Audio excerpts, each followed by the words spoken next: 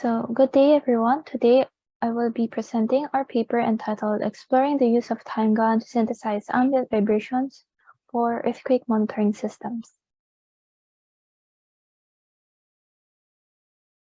So, data accessibility has always been a present issue in the development of intelligent models, especially for domain-specific problems wherein the availability of data is limited. Synthetic data generation has been an emerging trend for use cases that require a large dataset for machine learning, but available data is sparse, or have sensitive data and privacy issues, or simply access to the data is limited or unavailable. And traditional approaches for data augmentation and synthesis fail to fully replicate the underlying statistical properties of a given dataset. However, the emergence of class of neural networks in deep learning called Generative Adversarial Networks, or GANs for short, have been promising in terms of its capability to preserve the underlying statistical distributions for the dataset. So this deep learning algorithm has gained popularity over the recent years in the field of computer vision, mainly due to its ability to synthesize realistic images. However, much is still yet to be explored when it comes to data outside of the image or video domain, such as the time series domain, specifically time series data from vibration or earthquake monitoring systems. And developing a model that is capable of generating realistic data from earthquake monitoring systems implies modeling the process that generates such time series information. And this can help represent the direction towards building innovative approaches for modeling predictive systems such as earthquake detection and early warning systems, and also for structural health monitoring systems. So our paper focused on synthesizing ambient vibrations using a novel time series GAN architecture called TimeGAN. To address the research question, can GANs be trained to synthesize time series data from earthquake monitoring systems? So the earthquake monitoring system used in this study is a P-alert system from Sanlian, which is an industry-grade accelerometer used for detecting earthquake waves. It is embedded with microelectromechanical system accelerometers, and earthquake information such as trigger time, intensity, and acceleration are recorded and can be retrieved from the system. So this slide shows the interface of the P-alert system.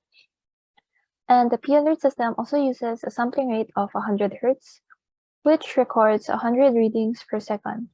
And here on the right shows the sample values exported from the P-alert system. And in order to explore the capability of the model to synthesize ambient vibrations, which is the focus of our paper, a 30-minute duration of recorded ambient vibration data from the P-alert system was collected. And the main information studied are the A, B, and C axis of the MEMS accelerometer. And here at the top picture is the sample recorded ambient vibration data from the P-alert system. And below shows a sample of actual vibrations collected during an earthquake. It also must be noted that signals captured by the P-alert system undergo quantization, so meaning the input values are mapped to a prescribed smaller set of values. And to give a brief overview of TimeGAN, TimeGAN was proposed in 2019 as a framework to synthesize time series data, and the TimeGAN model has 4 network components, namely the usual generator and discriminator networks, which are the adversarial components, and the addition of an embedding and recovery networks, as shown here. So the embedding and recovery networks acts as an autoencoder to reduce the dimensions of the adversarial learning space, and they are trained jointly with the adversarial components. So the readings from the P-alert system were then preprocessed into sequence windows, and all numerical values were scaled accordingly prior to feeding it for training using the TimeGAN model. And the hyperparameters of the TimeGAN used are the following. So batch size was set to 128, and learning rate was set to 0.0005. And a 3-layer gated recurrent unit architecture was used for all 4 network components. So the sequence length was set to 24, which is the window size. And since GANs are notoriously difficult to train, this study experimented with 3 training sets, namely training on 1,000 steps, 5,000 steps, and then 10,000 steps to observe the learning of the GAN model. So both qualitative and quantitative metrics were used to evaluate the TimeGAN model synthesizer. PCA and TSNE were used for dimensionality reduction in order to visualize the data. And the result of the visualization is used as a qualitative metric by observing the visual similarities between real and synthetic data. On the other hand, a train on synthetic test on real approach was implemented using a separate recurrent neural network regression model that was trained on both real and synthetic data.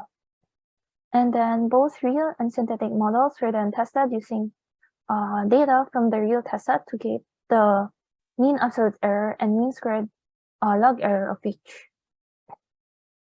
Now on to the training results. So this slide presents the PCA and TSNE visualizations of the real data in black and the synthetic data in red when the GAN model was trained on 1,000 steps with a window size of 24. And it can be observed that the synthetic data is distinct from the real data, and that the points of the synthetic data form very close points resembling lines, as opposed to the sparseness observed from the real data. Thus, it can be said that the model has yet to fully learn the distribution. And moreover, this slide shows a sample plot of how the synthetic values compare to the real values with a window size of 24. And here it can be observed that the synthetic values show static data points close to the mid-level. And it is also necessary to mention that the values from the real data are quantized into a smaller set of values. Hence, the gathered real data from the p-alert system here shows a discrete characteristic rather than a continuous one. And moving on, this slide shows the PCA and TSNE visualizations of the real data and the synthetic data when the GAN model was trained on 5,000 steps with a window size of 24. And it can be observed that the synthetic data presents a more distributed set of points and is closer to the distribution of the real data. So qualitatively, there seems to be much improvement in the synthetic data when the number of training steps is increased. And correspondingly, the slide shows the sample plot of the synthetic values and the real values. And it is interesting to note that all of the plots seems to be more dynamic, as evidenced by a visually distinct set of peaks and valleys. And then this slide shows the PCA and TSNE visualizations of the real data and the synthetic data when the GAN model was trained on 10,000 steps with a window size of 24. And it is interesting to see here that the PCA visualization shows a strange phenomenon of dense boundaries. This can be attributed to the fact that since the data is solely from ambient vibrations, most of the data would be very similar in terms of minimal quantized vibrations.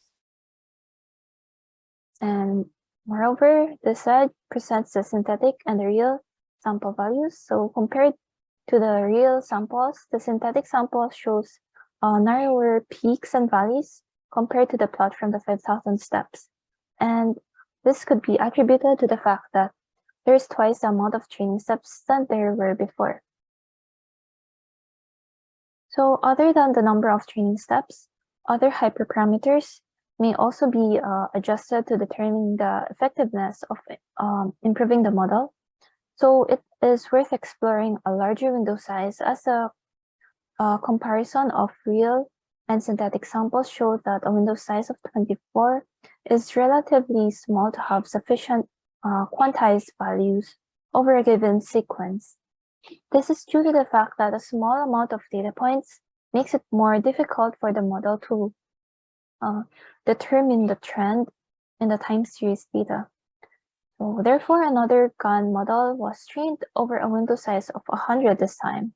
And it must be mentioned as well that 100 data points correspond to a 1-second reading in the context of the P-alert system. So here in the slide presents the PCA and TSNE visualizations when the GAN model was trained on 1,000 steps with a window size of 100. And as opposed to having a window size of 24, it seems that the visual clusters that were formed previously were reduced, as seen in the PCA and TSNE plots. Hence, data points are distributed evenly based on the new data obtained from the result of the dimensionality reduction. And here, the slide shows the sample plots of the real data and the synthetic data. And it can be observed that the synthetic samples overlap closer with the real samples in terms of the peaks and valleys, but with less quantized features. So quantitatively, the respective MAE and MSLE were computed as shown in this table.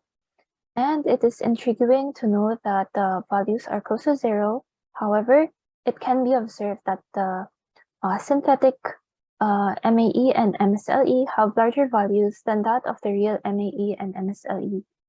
So this could be attributed to the fact that the synthetic data does not use quantization, thus becoming more erratic in general. And it is also worth noting that increasing the window size yields a slightly lower error rate score than increasing the training steps, as seen with the synthetic MAE and MSLE highlighted.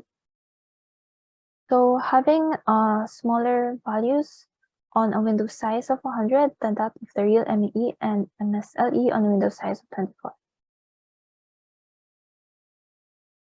So to conclude this study, the use of TimeGAN for accelerometer-based monitoring systems was explored using the ambient vibration readings from an industry-grade P-alert accelerometer. The data was collected and segmented into windows and trained with different sets of iterations. The model was evaluated qualitatively using PCA and TSNE visualizations and quantitatively using the train on synthetic test on real approach by training an RNN classifier for both real and synthetic data. So the goal for this paper is to synthesize ambient vibration data that is plausible, and qualitatively the results show that synthetic data from TimeGAN captures the distribution of the real data. And on the other hand, the MAE and MSLE values of both real and synthetic models from the TSTR validation show near 0 values.